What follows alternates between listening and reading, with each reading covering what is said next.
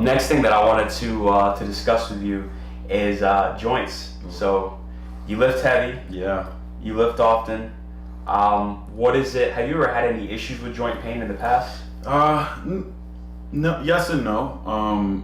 Yes, more recently. Nothing that I feel is going to stick around for too long. I think I just need enough time to rest. Okay. Proper supplementation. Yeah. But yeah, just aches and pains, the normal stuff that we all go through as lifters and athletes. I get a lot of pain in my shoulders and my knees and my hips from getting ready for competitions and dieting down and joints becoming dry and rigid. But now that I'm starting to eat again and get a little bit more fluid back into the tissue, starting to feel better, but they're still around, they're still lingering. Yeah. So joint pain, it becomes more prominent when you're dieting, when you're leaning out? Yeah. I think it's mainly because you start to lose a lot of water retention. The water just starts to come off. You're pounding away at your muscles for months on end with again heavy poundages, and then all that just takes its toll on you. And by the end of it, by the time it's all said and done, you're just you don't feel it in the moment because you're training and you're focused and you're the adrenaline when you get in the gym, it takes you. But now when you're sitting back and you're just kind of relaxing, adrenaline levels go down, you start maybe to it's feel the next it. day. Like, oh man, what is that? But yeah, with proper supplementation, like what we're about to talk about, it really helps aid in taking and relieving some of the pain. Yeah. And so what is it that you've done for your joints personally? Is there anything like massage therapy? Do you rest? Right, yeah, I've taken, I get deep tissue massage as often as I can. It's a sports massage. But I also take, glucosamine, chondroitin, things like that to help with my joints. Okay, great. And the way massage helps is when you relieve a lot of the tightness and the pressure in the tissues. Yeah, a little stretching as well goes a long way. You're relieving a lot of the pressure and the tension in your joints as well. So for those of you who have ever had, elbow pain or, pain like in the pectorals or anything like that, I would definitely recommend a lot more bodybuilders, get a lacrosse ball, get a foam roller, roll out the inside of your quads if you feel tendonitis from squats coming on, roll out your triceps if you feel pain in your elbows coming on. That's a really effective way. If you can't get a deep tissue massage therapist, in your area that can really get good massage therapy to you, great ways to foam roll, get a tennis ball, not a tennis ball, a lacrosse ball. And something that's firm, that's not going to give too much, and then just roll out the muscle tissue yourself, and it's very, very beneficial for lifters. Oh yeah, it's definitely something that a lot more bodybuilders and lifters could do, that they could benefit from. And when it comes to joint pain, obviously you have your over-the-counter stuff like your Advil. The only problem with a lot of the over-the-counter or the non-steroidal anti-inflammatories is they've been shown to interfere with your progression in the long term in terms of building muscle, because the truth is a little bit of inflammation is good, right? Like the inflammatory response to exercise is part of how you build muscle, and so you can't always just try to kill inflammation in the name of reducing pain. Right. Yeah, I agree. So one of the things to look out for, so in the past, one of the things that's been used to target joint pain, at least on the athlete side. So it has omega-3s, they have a wealth of benefits across the board, but it was the high-end omega-3 products were pitched towards athletes because of some of the benefits in terms of alleviating joint pain, the health benefits.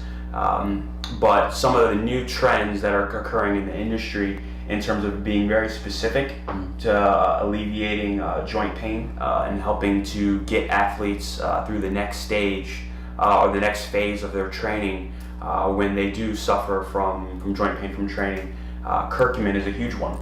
And I know you might have mentioned that you were taking curcumin at one point. Yeah, I wasn't taking it for joint pain or joint relief. It was general wellness. It was just general wellness, but that's interesting. I didn't know that it helps with that. Yeah, so curcumin has a ton of benefits. It's from turmeric. At first, turmeric became popular, but then they're finding that the bioavailability was really low, and so they found that curcumin was the hot ticket.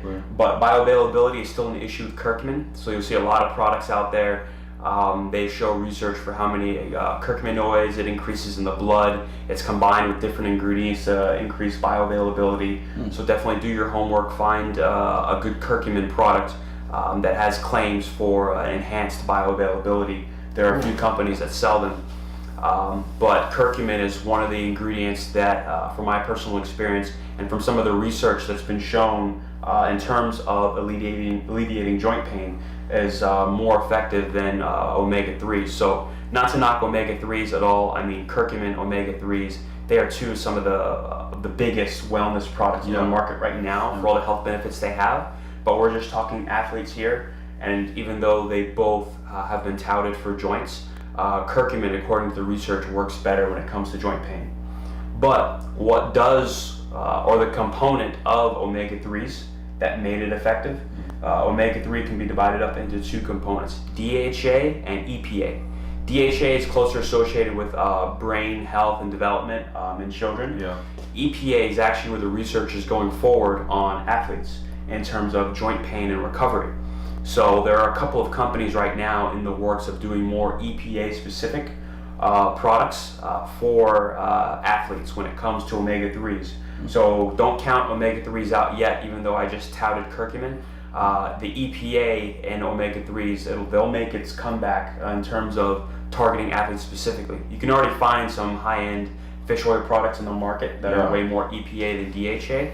But right now I think curcumin is king, and when we get more EPA products that are derived from fish oil out there, omega-3 will make its comeback for joint pain in athletes. So something else I wanted to go back and touch on, you said you've been taking glucosamine and chondroitin. How long have you been doing that for? A few years. I just always it was always my kind of go-to whenever I started to feel a little tenderness in the joints or a little pain. Okay. But yeah, definitely for a few years now. Okay. Yeah, glucosamine and chondroitin has been popular. It's been on the market for years. So continuing along with joints, one thing I wanted to ask you, I'm sure a lot of people are wondering, when you were at your strongest, because I know you have like your peaks and waves, what are some of your best lifts or some of the best rep ranges you've done for best bench press, I guess, was about 505. I did that for 3 reps. 695 on a squat for 3 reps. Deadlift, I've done about 695 for about 2. Yeah, those are pretty my best lifts right now. I it's funny. I always train on the side of caution. You kind of get into your own head. You have these mishaps in the gym sometimes. You tear a little muscle here and there. So those things prevent you, which is a good thing, prevent you from going a little crazy and really hurting yourself. So, I mean, on some of those lifts, I feel like I could have gotten a little bit more. Like maybe on my deadlift, I could have pulled a little bit more.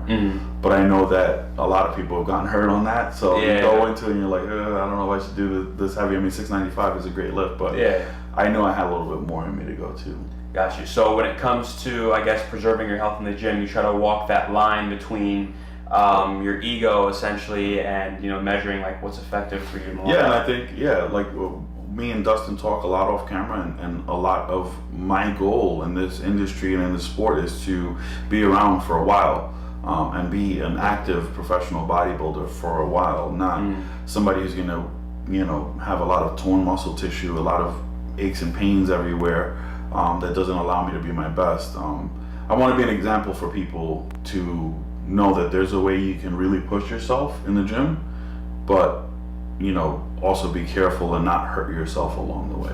Okay. And so what advice would you give to that lifter who wants to go hard every day and lift heavy weight? I mean, how do you find the balance between pushing muscle growth and preserving your joints and your muscles and your tendons? So the first and foremost is you're going to need to be eating sufficiently and the proper foods. Secondly, you're going to need to rest. Rest I think plays a big part in when we're walking into the gym, how the muscle tissue is going to react to your training. If you're not sleeping well and the muscle's very tense, you're going to probably be a little bit more prone, I would think, to tearing the muscle tissue or hurting yourself in the gym. So make sure that you rest properly. Third, you want to make sure you get the proper supplementation in there as well. I think like we spoke about with the joints, chondroitin, glucosamine, all the things we spoke about, I think it's important to implement those things into your training as well, so that way you can prevent a lot of those injuries if you can.